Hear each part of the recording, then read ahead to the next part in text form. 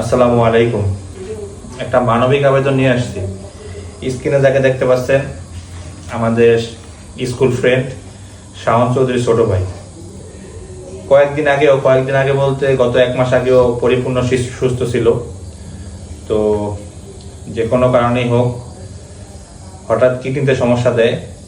তো কিডনির পয়েন্টটা বেড়ে প্রায় 20 থেকে 25 হয়ে যায়। এখন 2টা কিডনি প্রায় অকেজো। তো প্রতি সপ্তাহে 2টা করে কিডনি ডায়ালিসিস করা লাগে, যেখানে প্রায় খরচ যায় 10 থেকে 12,000 টাকার মতো। এরপর সাথে যাতায়াত খরচ।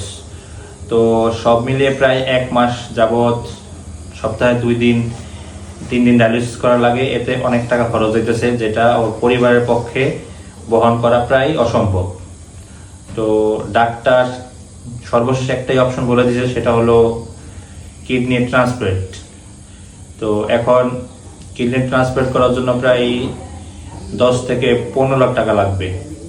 তো আপনাদের কাছে একটাই আবেদন, এই কয়েকটা টাকার জন্য যাতে একটা জীবন ঝরে না যায়।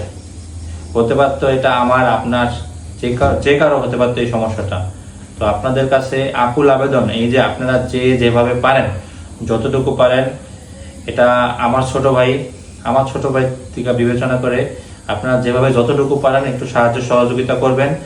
যদি সাহায্য সহযোগিতা নাও করতে পারেন, সেক্ষেত্রে পোস্টটা একটু শেয়ার দিবেন, যাতে আপনার শেয়ারের উসিলায় অন্য কেউ পোস্টটা দেখে সাহায্য সহযোগিতা করতে পারে।